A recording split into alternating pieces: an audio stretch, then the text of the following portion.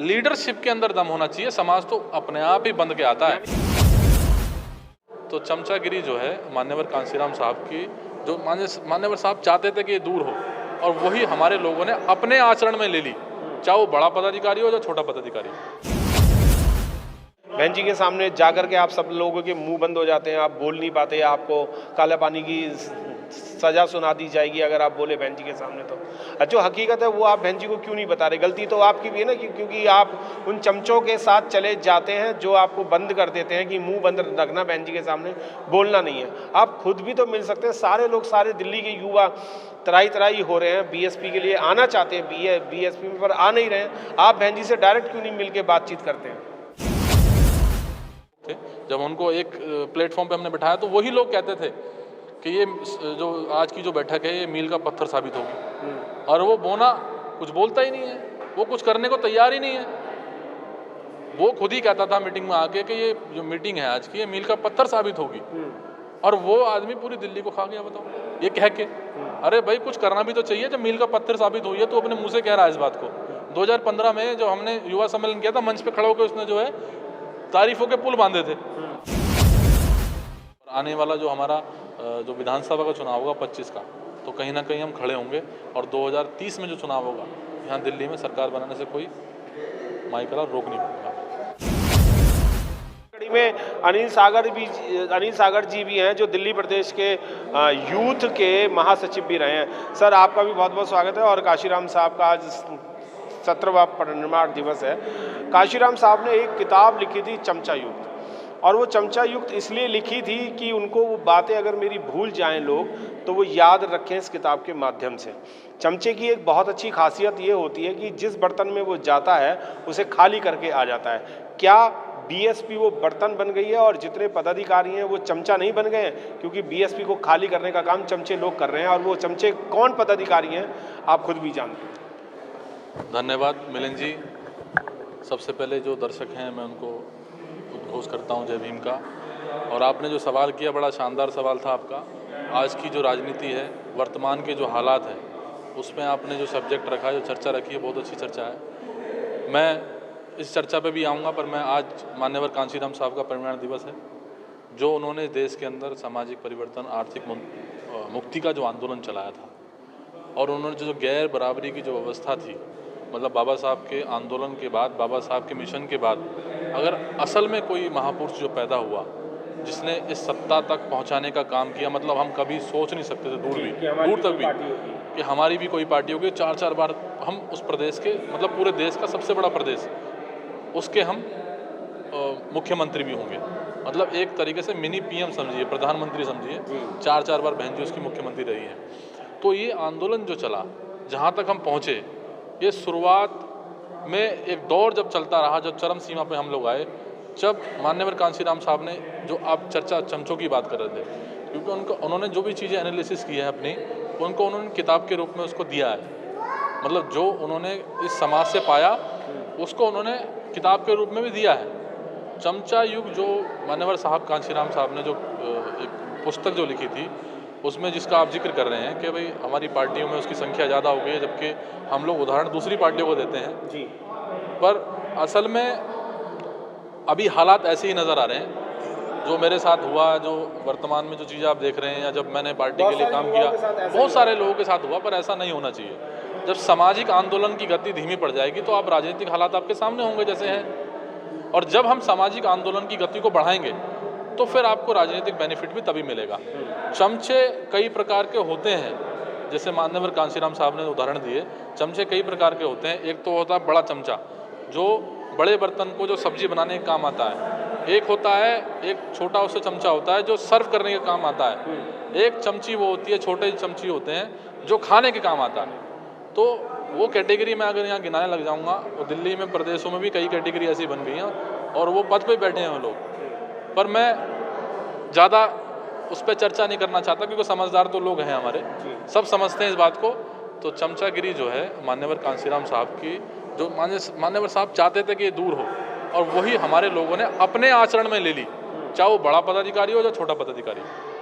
तो उसका रिजल्ट आपके सामने है।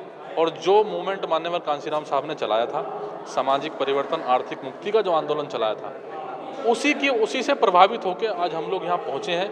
और जो ना बिकने वाला समाज, जो माननीय कांशीराम साहब चाहते थे कि ऐसा समाज पैदा हो जो ना बिकने वाला हो, तो उस लाइन में हम भी खड़े हुए हैं।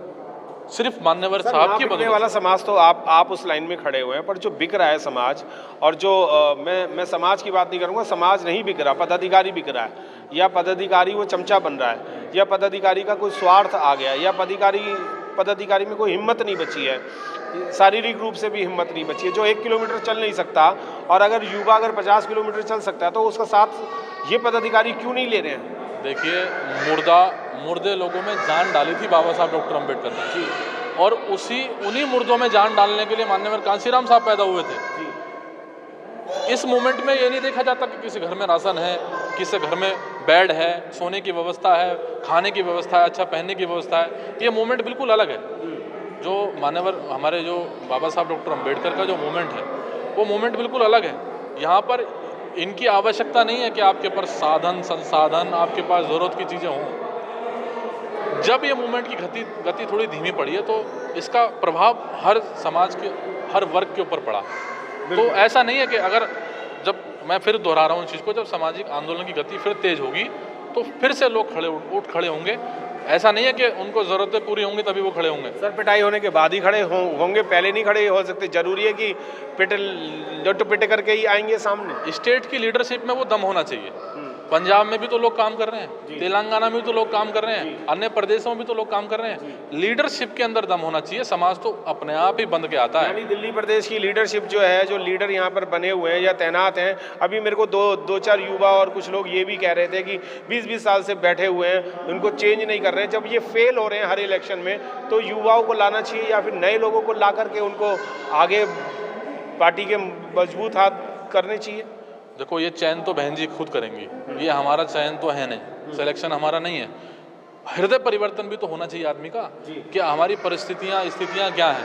हम सामाजिक रूप से, राजनीतिक रूप से पिछड़ते चले जा रहे हैं, तो हमें नई आइडियोलॉजी को पैदा करना चाहिए, एक्सपेरिमेंट करने चाहिए।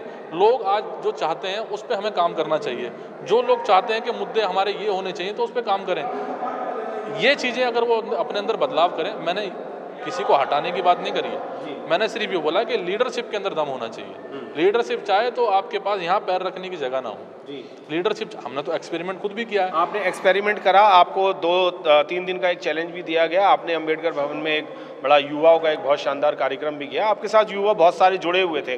तो बीएसपी को क्या लगता नहीं है कि अनिल सागर को लिया जाए, नरेश जाटव को लिया जाए, पूनम अंबेडकर को लिया जाए, नीरज भाई को लिया जाए? ये सब युवा जो हैं, जो बीएसपी के लिए तन मन धन से समर्पित हैं, तो आप लोगों को इन्होंने अलग क्यों कर रखा है? क्या पार्टी चाहती नहीं है कि पार्टी आगे बढ़े? ये सवाल तो आपको उनसे पूछना चाहिए। जब आप ये कह रहे हैं कि भाई हमें समय मिला था, बहुत कम समय में हमने अंबेडकर भवन के अंदर जो है बहुत अच्छी गैदरिंग इकट्ठी की थी, युवा सम्मेलन किया था, तो जब वो आदमी कर सकता है जिसके अंदर क्षमता है, तो उस आदमी को मौका मिलना चाहिए। और वो आदमी काम करके आपको प्रूफ भी करके दिखा रहा है कि भाई इस आदमी ने काम किया है, तो ये सवाल तो उनके ऊपर लागू होता है, मेरे ऊपर तो लागू नहीं होता। अगर आप पहले युवा आपके साथ और आप भी बीएसपी के लिए आने को तैयार हो रहे थे, बीएसपी के लिए काम भी करा है आपने, पूरी जवानी अपनी उसमें लगा दी, अभी भी जवान है आप, और पूरा तन मन धन लगा दिया आपने, पूरा कारोबार भी लगा दिया, सब कुछ लगा दिया। युवा बीएसपी से जुड़ना चाह रहा था, पर आप लोगों ने, मतलब कि पदाधिकारियों ने उसको जोड़ा नहीं, और आज पदाधिकारी जो है वो युवा की तरफ भाग रहा है और युवा उनसे भाग रहा है। तो क्या ये सही है? अब बीएसपी कैसे आगे बढ़ेगी? दिल्ली में 0 गए थे सर हम, और सबसे छोटा इलेक्शन जो गया था, निगम का गया था, उसमें 0 था सर। देखो, हम एक कड़ी हैं, आप भी कड़ी हैं, नरेश भाई भी कड़ी हैं, पूनम जी कड़ी हैं, कड़ी हैं। ये कड़ी है, एक माध्यम है, आप इनका इस्तेमाल कर सकते हो मूवमेंट के हित में। बेनिफिट मुझे नहीं हो सकता। देखो, लोगों ने अपने, बाबा साहब ने कहा था कि समाज में अगर रोशनी पैदा करनी है तो अपने घर में आग लगानी पड़ेगी, उस आग से ही आपके समाज में रोशनी पैदा होगी जी। और वो आग लगाने के लिए हमने भी लगाई है, आपने भी लगाई है, सभी लोगों ने लगाई है। तो अब इसका डेफिनेशन तो और कुछ हो नहीं सकता। क्या बहन जी से या आकाश भाई साहब से या आनंद भाई साहब से बात करके, क्योंकि आपके अच्छे पहले से आप मिले भी हुए हैं, बहन जी से भी आपकी कई बार मुलाकात हुई है, क्या बात करके आप उनसे बात नहीं कर सकते? या ऐसा है कि बहन जी के सामने जा कर के आप सब लोगों के मुंह बंद हो जाते हैं, आप बोल नहीं पाते, आपको काला पानी की सज़ा सुना दी जाएगी अगर आप बोले बहन जी के सामने तो जो हकीकत है वो आप बहन जी को क्यों नहीं बता रहे? गलती तो आपकी भी है ना, क्योंकि आप उन चमचों के साथ चले जाते हैं जो आपको बंद कर देते हैं कि मुंह बंद रखना, बहन जी के सामने बोलना नहीं है। आप खुद भी तो मिल सकते हैं। सारे लोग, सारे दिल्ली के युवा तराई तराई हो रहे हैं, बीएसपी के लिए आना चाहते हैं, बीएसपी में, पर आ नहीं रहे हैं। आप बहन जी से डायरेक्ट क्यों नहीं मिल के बातचीत करते हैं? देखिए, मैं एक अनुशासित सिपाही हूँ, बहुजन समाज का हूँ। अभी मेरे पार्टी का टैग नहीं लग सकता क्योंकि देखो मैंने रिज़ाइन दिया है और मैं अनुशासित सिपाही हूँ।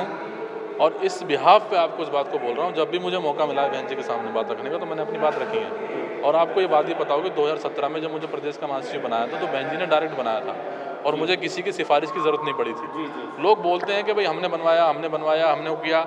देखो, जब आप काम करते हो ना समाज में तो वो नोटिस में होता है। जब 4 आदमी होते हैं तो कम से कम एक ऐसा आदमी भी होता है जो त्यागशील होता है, जिसको पता होता है कि भाई अगर मैं ये खबर नहीं पहुंचाऊंगा तो ऐसा लगेगा कि भाई मैं मूवमेंट से गद्दारी कर रहा हूँ। तो किसी न किसी आदमी ने तो चर्चा करी होगी।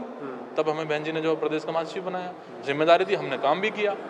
पर अब जो भी कारण रहे हैं उनको लगा कि भाई हम इनसे काम नहीं ले सकते। पर वही लोग कहते थे खड़े होकर कि भाई जो हमने सामाजिक मीटिंग कराई, जब हमने आंदोलन के लोगों को, जो सामाजिक लोग थे, जब उनको एक प्लेटफॉर्म पे हमने बिठाया तो वही लोग कहते थे कि ये जो आज की जो बैठक है ये मील का पत्थर साबित होगी। और वो बोना कुछ बोलता ही नहीं है, वो कुछ करने को तैयार ही नहीं है। वो खुद ही कहता था मीटिंग में आके कि ये जो मीटिंग है आज की ये मील का पत्थर साबित होगी। और वो आदमी पूरी दिल्ली को खा गया, बताओ, ये कह के। अरे भाई, कुछ करना भी तो चाहिए। जब मील का पत्थर साबित हुई है तो अपने मुंह से कह रहा है इस बात को। 2015 में जो हमने युवा सम्मेलन किया था, मंच पे खड़ा होकर उसने जो है तारीफों के पुल बांधे थे। तो ये सारी जो चीज़ें हैं कहीं ना कहीं एविडेंस देती हैं कि आप कहते तो कुछ और करते कुछ और। जी, एक आखिरी सवाल है, अगर अनिल सागर को या और युवाओं को मौका दिया जाए तो दिल्ली का ग्राफ जो आज 0 पे आ गया है, 14% से हम 0 पे आ गए हैं, कितना ग्राफ उठा सकते हैं आप? देखो, हम लोग अगर आपको चैलेंज दिया जाए तो? कोई चैलेंज वाला तो देखो, ये जो मिशन है इसमें कोई चैलेंज नहीं है। पर हाँ, अगर हमें मौका मिलता है, हम चर्चा करते हैं और हम लोग चर्चा बिल्कुल खुली करेंगे। ऐसा नहीं कि एक आदमी 10 घंटे बैठ के बात करता है और कहता कुछ और करता कुछ और है, ठीक है? वैसा ना हो, चर्चा हो, पार्टी के हाईकमान से हमारी संपर्क में बात होगी, जो भी चीज़ें होंगी सम्मान के साथ हम बात करेंगे। तो अगर हम लोग अभी लगेंगे तो हम 2019 का चुनाव है, इसमें तो हम लोग नहीं हो सकते, प्लस नहीं कर पाएंगे। पर आने वाला जो हमारा जो विधानसभा का चुनाव होगा 25 का, तो कहीं ना कहीं हम खड़े होंगे। और 2030 में जो चुनाव होगा यहाँ दिल्ली में, सरकार बनाने से कोई माइकला रोक नहीं पाएगा। जी, बहुत बहुत धन्यवाद। युवाओं का जो है वो रोष है और युवा चाहता है कि किसी भी तरीके से बहुजन समाज पार्टी जो है वो आगे बढ़े और हर तरीके से बढ़े।